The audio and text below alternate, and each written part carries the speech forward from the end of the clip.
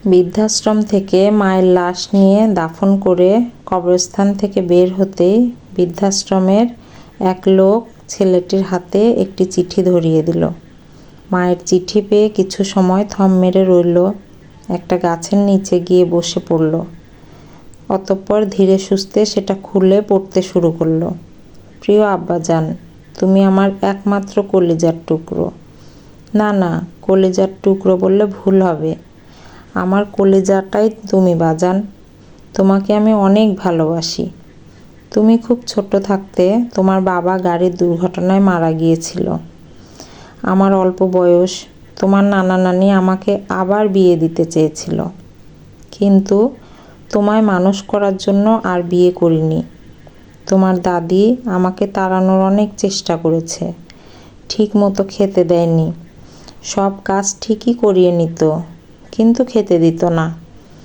আমার মাথায় তেল পর্যন্ত দিত না, কিন্তু তোমায় অনেক ভালোবাসতো, তাই আমিও সব কিছু চুপচাপ মেনে নিতাম।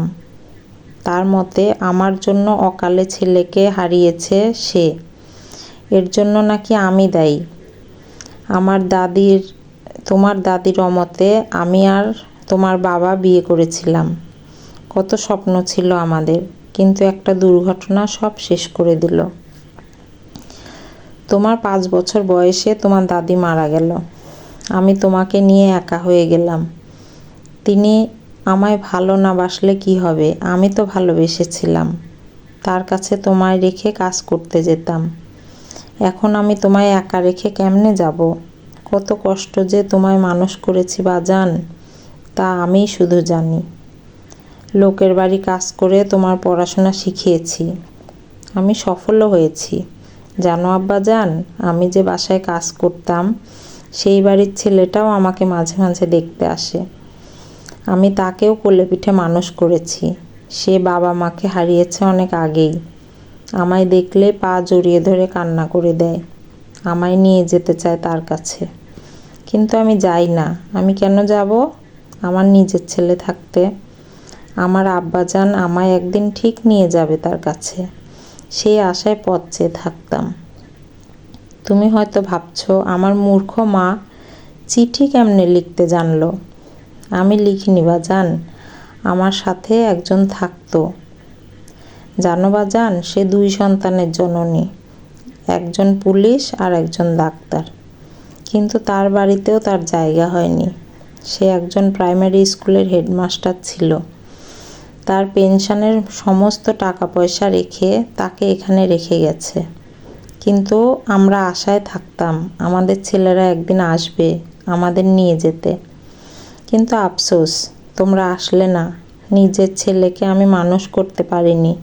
তোমাকে আমি একজন শিক্ষক বানালেও আসল শিক্ষা তোমায় দিতে পারিনি।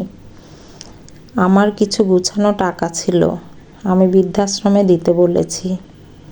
তোমার ছেলে যখন তোমায় এখানে রেখে যাবে, তোমায় যেন ভালো খাবার দেয়।